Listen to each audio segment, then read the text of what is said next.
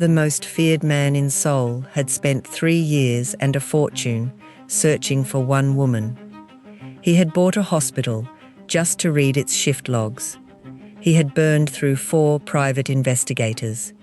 He had a single envelope, worn soft at the creases, and nothing else. And tonight, 30,000 feet over the Pacific, that woman gave up the first-class seat she'd emptied her savings for to a dying old man she had never met. She didn't know the old man's name, she didn't know his son was waiting at the gate, and she didn't know that someone else was waiting there too. Someone who needed that old man to never make it home alive. If stories like this stop your scroll, subscribe and drop your city in the comments. Because what she did at row 2 changed 3 lives before the plane ever touched the ground. Amara Cole had never sat in first class in her life. The boarding pass in her hand said 2A, and she had read it 11 times since security. The way you reread a letter you can't quite believe was addressed to you. 14 hours to Seoul, a window, a seat that turned into a bed. It had cost her nearly everything left in her savings account, and she had paid it gladly, because it wasn't a seat, it was a promise. The old Amara, the one who worked ICU nights in Chicago until the job hollowed her out, the one who quit nursing for 8 months and couldn't tell anyone why. That Amara flew economy, middle seat, knees against a stranger's tray table. The woman starting a palliative care position at a Seoul hospital on Monday morning was going to begin her new life the way she intended to live it, on her own terms, at the front. She was 2 sips into complimentary orange juice when the commotion started at the curtain. An old Korean man stood at the boundary between cabins, gripping a cane, a clear oxygen line running from his nose to a small grey unit slung over his shoulder.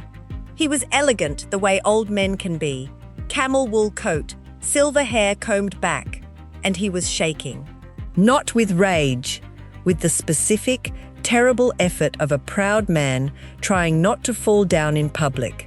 A flight attendant held a tablet and kept apologizing in 2 languages. Amara caught the shape of it in fragments. A cancelled connection, a rebooking gone wrong. His medical clearance was for a lie-flat seat. His lungs couldn't take 14 hours upright, and the airline had put him in 42C. In 2B, a businessman checked his watch and announced, loud enough for the whole cabin, that some people should sort out their problems before boarding. Amara looked at her window, at the seat that turned into a bed, at 11 readings of a boarding pass that said she had finally arrived somewhere. Then she looked at the old man's hands on the cane. She had held hands like those before. She knew exactly how much time they had left. Excuse me. She was standing before she'd finished deciding, the decision and the movement arriving together the way they used to in the ICU. He can have my seat. I'll take his. The flight attendant blinked. The businessman stared. The old man turned to her, and his eyes, sharp, black, startlingly clear in that worn face, searched hers like he was looking for the catch. Miss, the attendant began, the fair difference. There's no difference that matters. He needs to lie flat. I don't. Amara picked up her bag. Really? It's fine. I've slept in worse places than 42C. I promise you that. The old man said something quietly in Korean, and the attendant's face changed, a flicker of something Amara couldn't read. He let himself be guided into 2A, like a king, accepting a throne he was too tired to want, and as she passed him in the aisle, he caught her wrist.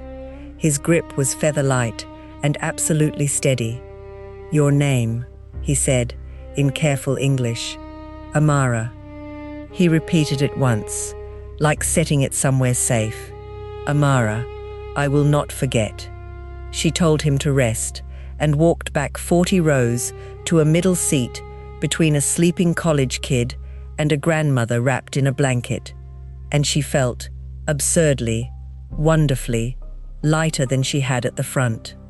6 hours over the Pacific, The cabin dark and humming. A flight attendant touched her shoulder. "Miss, the gentleman in 2A is asking for you. We think he's having some trouble." He was grey when she reached him. Not dying. She knew dying. She could read it like weather. But frightened. Breath coming shallow and fast. The oxygen unit's display blinking. A panic spiral feeding on itself. The purser hovered with a kit, asking about doctors. "I'm a nurse." Amara crouched in the aisle, took his wrist, pulse quick and thready, but there, and did the thing she'd done 1,000 times in rooms where the machines screamed.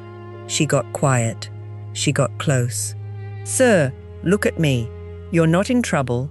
Your oxygen is working. We're going to slow everything down together. In through the nose. That's it. And out like you're cooling soup." His breathing found hers and followed it home.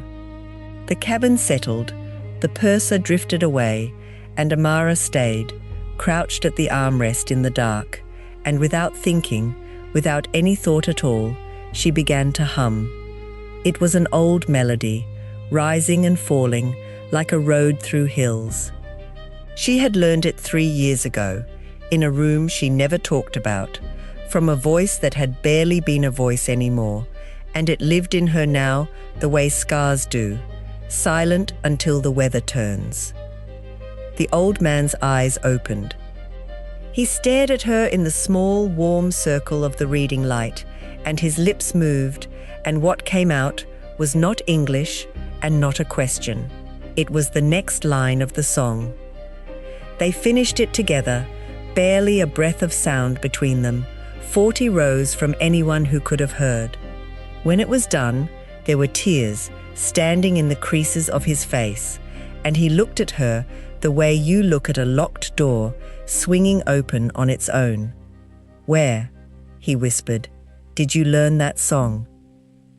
And Amara, who had never once spoken of the blizzard, or the ward, or the woman whose hand she'd held while the snow erased Chicago outside the window, found she couldn't answer. She just held his hand instead. He let her. He held on like her hand was the railing on a long staircase. He slept the rest of the flight. She watched him from the crew jump seat the attendants quietly gave up for her, and she thought the strange night was over. She was wrong, because at Incheon, as she pushed his wheelchair up the arrivals corridor into the grey morning light, a man in a charcoal suit stood motionless in the moving crowd and raised his phone and photographed them both. By the time that picture reached the person who had paid for it, Amara Cole's new life had already stopped belonging to her. The convoy arrived the way weather arrives. 3 black sedans sliding to the curb in a line so precise it looked rehearsed, and the automatic doors parting for a man in a long black coat who did not slow down for anything. Amara noticed the crowd before she noticed him, the way it thinned, the way conversations dropped half a tone, the way 2 airport policemen suddenly found something to study in the opposite direction. Then she saw him, Korean, mid-30s, built out of straight lines and stillness. 4 men in dark suits fanned behind him like a shadow with corners.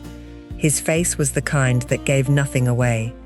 She would learn later that grown men negotiated for years with that face and left knowing less than when they'd started. And then that face saw the wheelchair and cracked. He stopped so abruptly the men behind him broke formation. Something moved through his expression that Amara recognized from 100 hospital hallways, the moment family sees for themselves what the phone calls have been softening. He crossed the hall fast, dropped to one knee in his beautiful coat on the airport floor, and took the old man's hands, and the words that poured out of him in Korean were not the words of a feared man. They were the words of a son. The old man answered, tired, wry, patting his cheek like he was still 12. Then he turned to Amara and switched to English, and his voice carried the whole hall's worth of pride. Ji-ho, this is Amara. She gave me her bed in the sky. She knows your mother's song." The man called Ji-ho went completely still. His eyes came up to her, black, unreadable, suddenly and intensely awake, and Amara felt the look go through her like a door opening onto winter. "What did you say?" he said softly, not to his father, to her. She never got to answer, because that was when the old man's grip failed in his son's hands, and his head tipped sideways, and the color left his face like water leaving a basin. The next 90 seconds belonged to Amara. She would not remember deciding anything, only doing it. On her knees on the cold floor, airway, pulse, the coat torn open, her voice snapping orders into the stunned circle forming around them. "You, call the airport medical team. Say cardiac, say now. You, hold his head like this. Do not move him."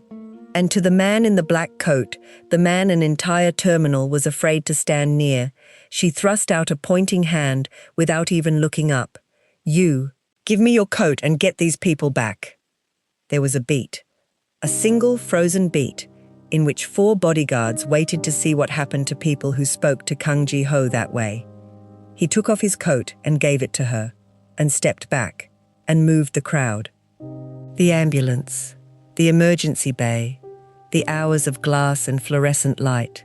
It blurred, the way hospitals always blurred for her, into a rhythm her body knew better than her mind did. The old man stabilized, a heart that was tired, the doctors said, in a body finishing a very long book. Not today, but soon. It was near evening when Amara realized she had never left. She was in his room, adjusting the pillow angle, the way pulmonary patients actually need it, not the way the exhausted young resident had left it, and telling that resident, kindly and immovably, that comfort protocols weren't optional courtesies. The resident retreated. The old man, awake now, watched her with open delight. "You fight like her," he said. "Like who?" But he only smiled and closed his eyes. On the other side of the observation glass, Kang Ji-ho stood with one hand flat against the pane and watched a stranger care for his father like family, and could not name the thing moving in his chest, and did not try. He had built a life on the discipline of wanting nothing he couldn't afford to lose. It had cost him more than anyone knew. It was, until that afternoon, airtight. He was still standing there when she began to hum. The sound came through the door, thin as thread, rising, falling, a road through hills, and Ji-ho stopped breathing. He knew that song the way he knew his own hands. His mother had sung it in a kitchen in Andong, under a persimmon tree, down a phone line to a boy at boarding school who pretended to be too old for it.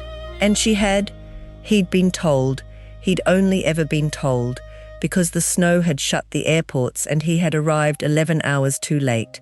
She had hummed it at the very end, in a hospital in Chicago, with a stranger.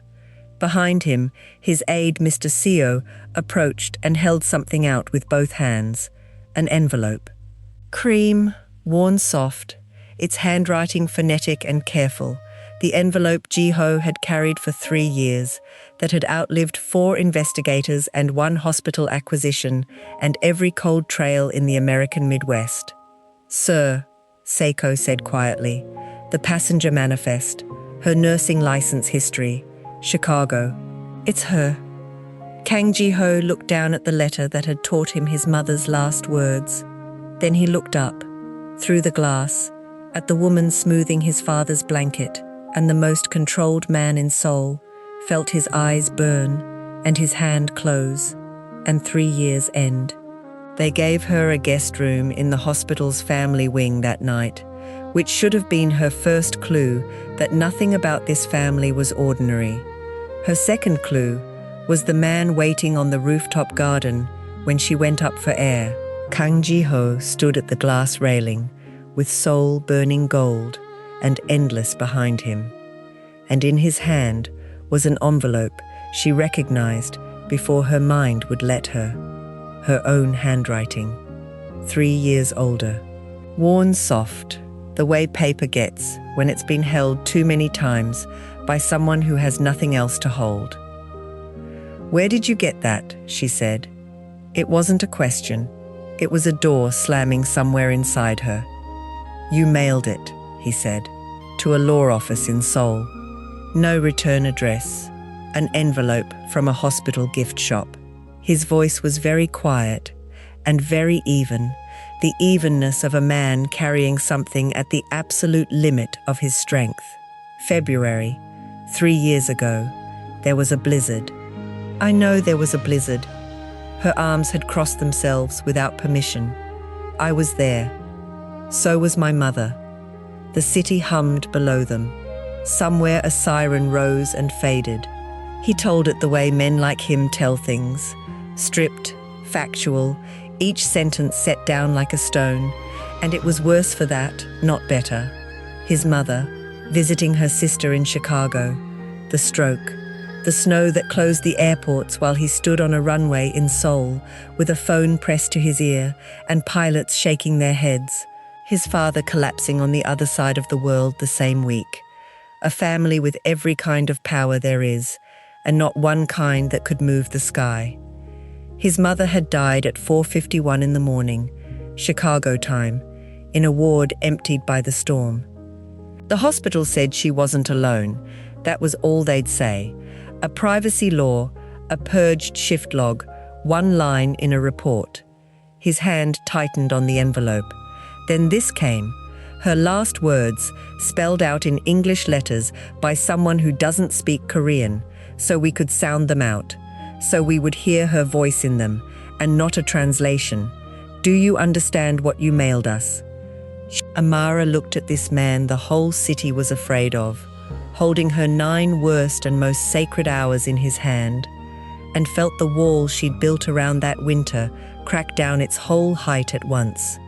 "I was supposed to go home at 7, she heard herself say. Report was given. My relief was there. But your mother was awake, and she was afraid, and no one was coming. The storm, nobody was coming, Ji-ho. So I stayed. I didn't decide it like a decision. I just couldn't make my legs walk out of that room.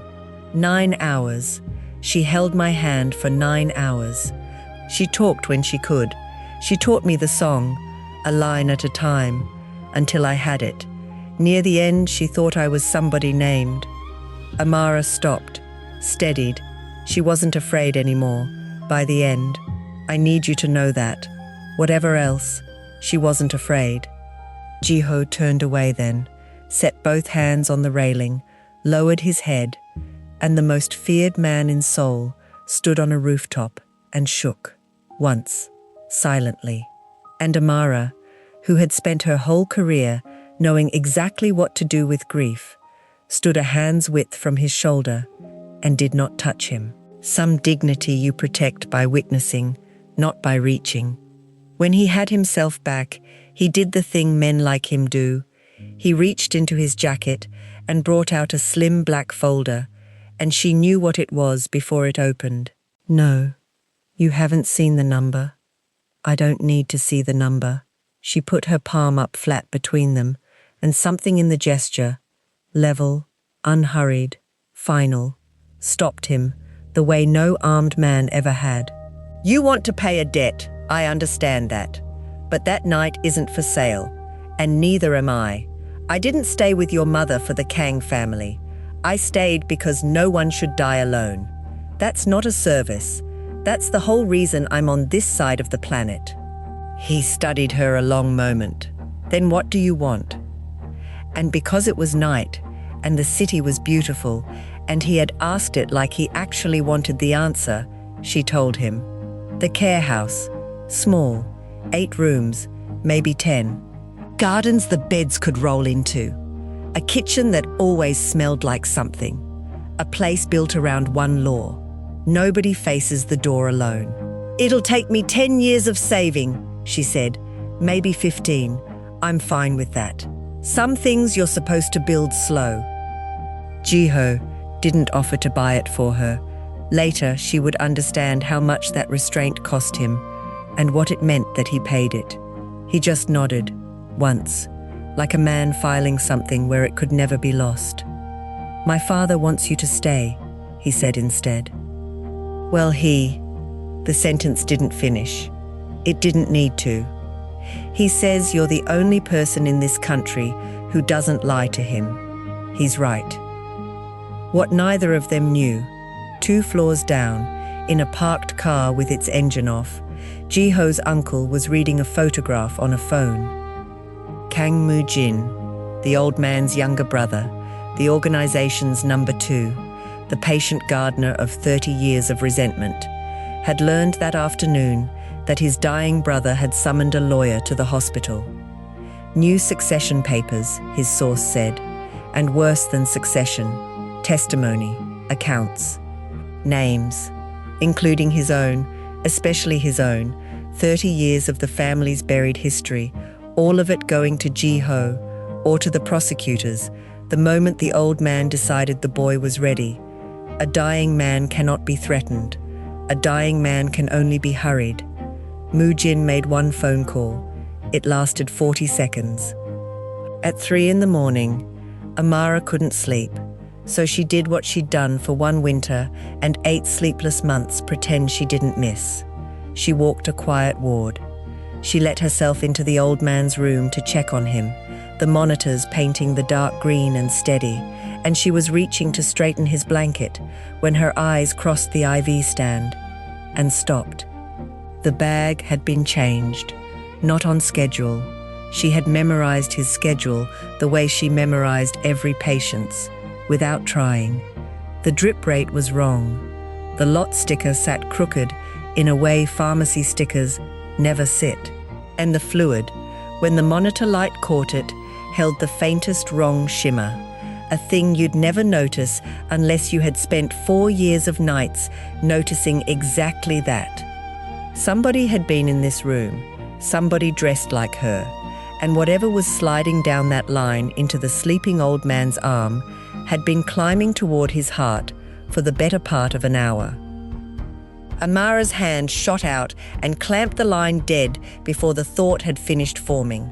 Roller clamp shut, line off the port, bag down, carefully by the edges, some cold professional voice in her, reminding her the plastic held fingerprints. Then she hit the code button and put her mouth to the corridor and did the thing that empties every station on a floor. The old man lived. That was the headline that mattered, and it took until dawn to be sure of it. "Potassium," the lab said later. Enough, pushed over hours, to stop a tired heart in a way overworked night staff might grieve and never question. A death certificate that would have read natural causes in 2 languages. It had been 40 minutes from working, and Amara had seen the man who hung the bag. She'd passed him in the corridor at midnight, without knowing what she was seeing. Teal scrubs, mask below the chin, a face she'd catalogued the way nurses catalogue every face on a night floor.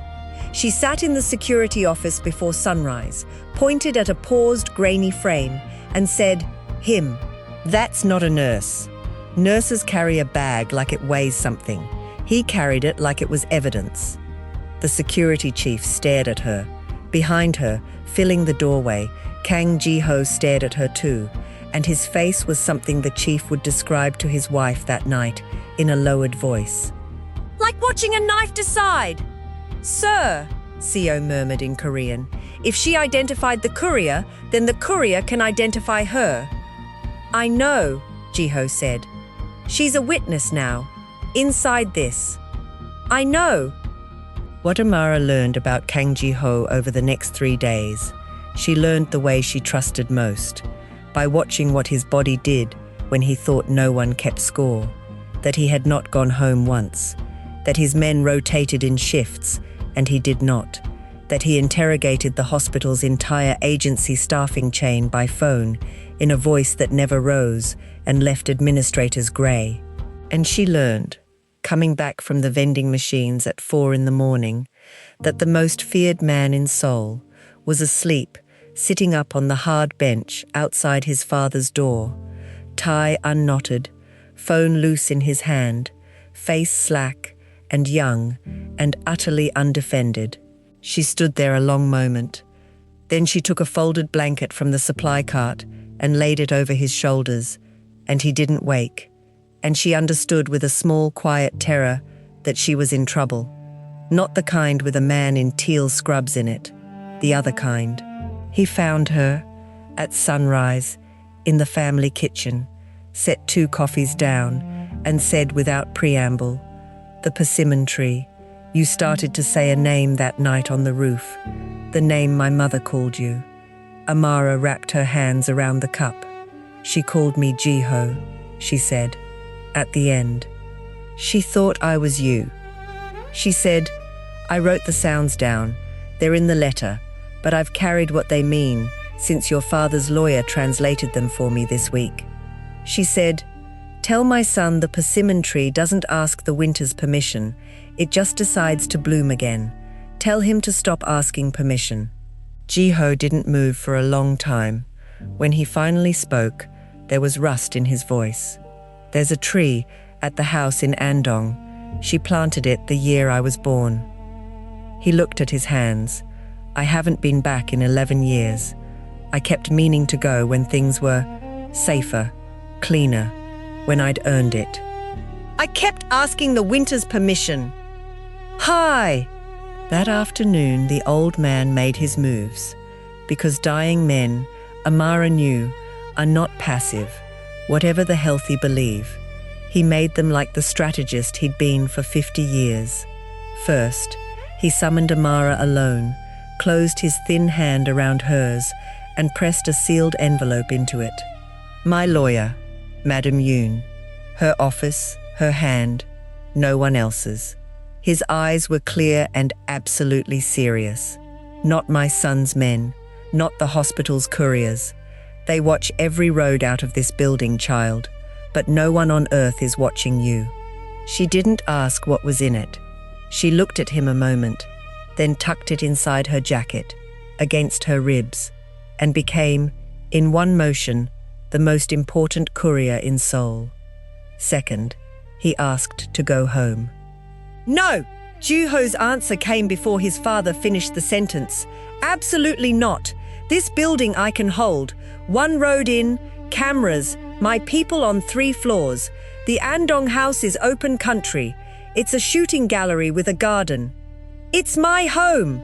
"It's not safe! Ji-ho!" The old man's voice was gentle and immovable, 40 years of authority folded quietly inside it. "I am not asking you to make my death safe. No one can do that. I am asking you to make it mine." The room went silent. Ji-ho stood at the foot of the bed with both hands on the rail and his head down between his shoulders, a man being torn along an old seam.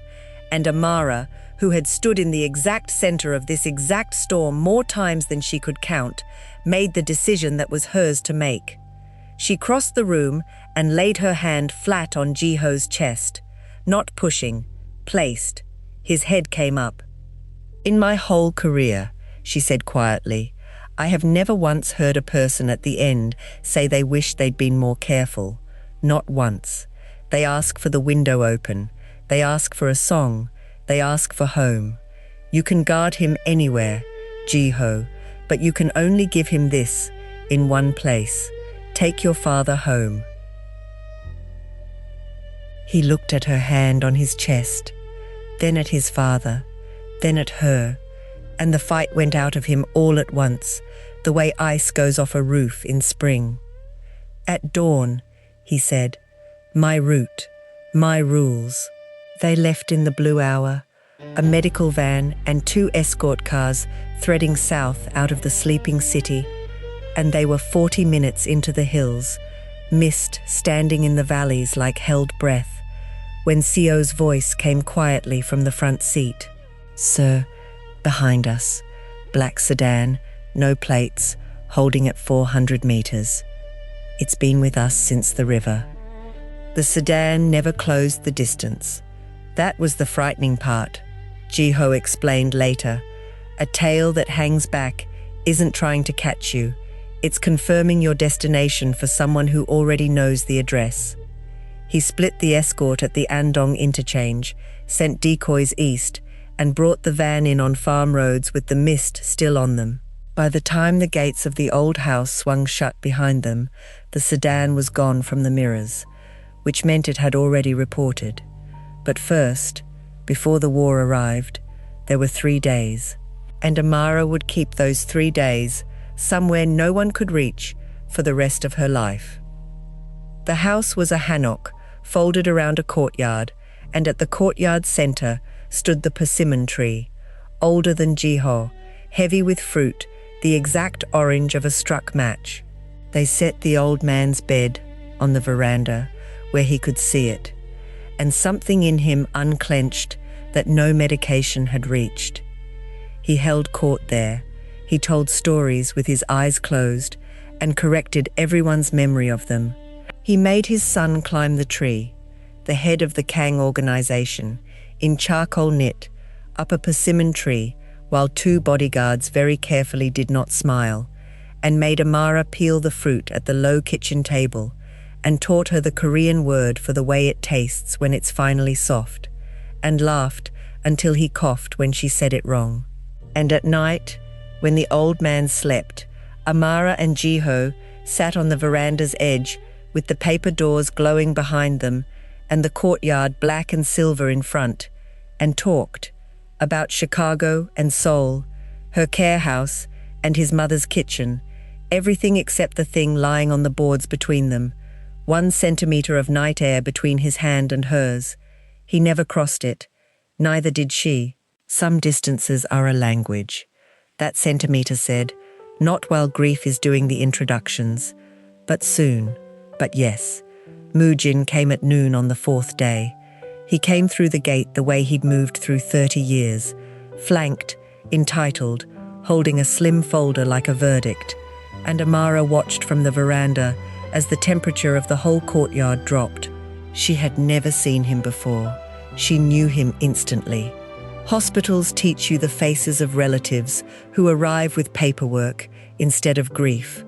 Hyung-nim is not well enough to know what he's signing, Moo-jin announced to the room at large, in English, which Amara understood was for her.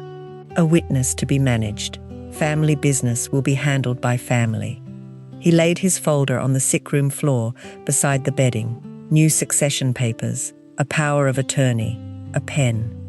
The old man looked at the folder a long moment. Then he looked up at his brother, and he smiled. And Amara, watching from the doorway, saw 30 years of chess in that smile. Moo-jin, he said gently, you're 4 days late. The pause that followed had a shape. It had corners. The accounts, the Incheon files, the names, including yours, little brother, especially yours. The old man's voice was thin as paper and steady as bedrock. They reached Madame Yoon's office the morning after your man's potassium didn't work. Certified copies to the prosecutor an hour later. Signed, notarized, done. That's impossible. Moo-jin's voice had lost its floor. Every courier out of that hospital, every road, we watched everything. You watched everything you believe matters. The dying man's eyes moved, slow and deliberate, to the doorway. To Amara.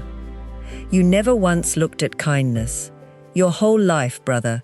It has been standing right in front of you, and you have never once looked at it. Moo-jin turned, and whatever he saw in that moment, the foreign nurse, the courier, the witness, the ruin of him in a cream cardigan, it broke 30 years of patience in one motion. He took a step toward her. He made it half of one. Ji-ho was simply there, between them, without seeming to have crossed the space at all, and the courtyard went silent as a held trigger. Amara could see his fist from where she stood. She could see the whole rest of his life balanced on it. The old world, the old language, the answer his father had spent his dying strength trying to spare him. She didn't call out. She just stepped into the light of the doorway where he could see her, and stood there, calm, the way she'd stood in every storm of her working life. Stop asking the Winters permission, his mother had said. But she'd meant permission to bloom, not permission to burn. Ji-ho's fist opened, finger by finger, the hardest surrender of his life. "Get off my father's land," he said quietly. "The prosecutors will want you rested." Moo-jin left with his men and his useless folder, smaller with every step, and the gate closed on him, and inside the sick room, an old man let out a breath he seemed to have been holding for decades. "Now," he said, to no one and to both of them, "now I'm ready." He lasted 2 more nights. He spent them exactly as he chose. The doors open to the courtyard, the tree standing guard, his son's hand in his right and Amara's in his left. Near the end, when his eyes had gone somewhere farther than the room, Amara did the only thing left to do, the thing she'd done once before, in a snowstorm on the other side of the world. She sang, "The road through the hills, rising and falling, a line at a time." And on the second line, beside her in the dark, a voice she'd never heard sing joined in, cracked, unpracticed, learning out loud to stop asking permission. And Kang Ji-ho sang his mother's song to his father until his father didn't need it anymore. He went at first light. Peaceful, the certificate said, and for once, the certificate was true. The scar is real. Understand that. Amara had come to Seoul to be invisible, to build a small, quiet life, a safe distance from other people's wars. And that woman ended in an arrivals hall at Incheon and is not coming back. She grieves a man she knew 11 days like family, because he was. There is a prosecutor in Seoul who knows her name, and a broken uncle in a courtroom who will never forget it. Nothing about it was free. But then, she was never promised free. She was promised what the tree was promised. Winter, and then the deciding. 8 months later, on a hillside in Seoul, a small house with 10 rooms and a garden the beds can roll into, opened its gate for the first time. It wasn't built on Kang money. She'd refused that twice more, and meant it. It was built on a personal bequest from the private estate of an old man who rewrote his will in a hospital room with a smile on his face, to the woman who gave me her bed in the sky. The plaque by the gate is small. It names the house for a woman who died in a Chicago snowstorm holding a stranger's hand, not afraid. And on opening morning, Amara stepped out to the gate and stopped, because a man was walking up the lane. No convoy, no guards, no coat that parted crowds. Just Ji-ho, in the spring light, carrying a wooden crate of persimmons from a tree in Andong, walking toward her, the way you walk toward the rest of your life. The first fruit since she planted it, he said, that didn't have to bloom alone. She had crossed her centimeter of night air before he finished the sentence. If this story reached you, tell us where you're watching from and subscribe, because on this channel, kindness is never wasted and debts of the heart always find their way home.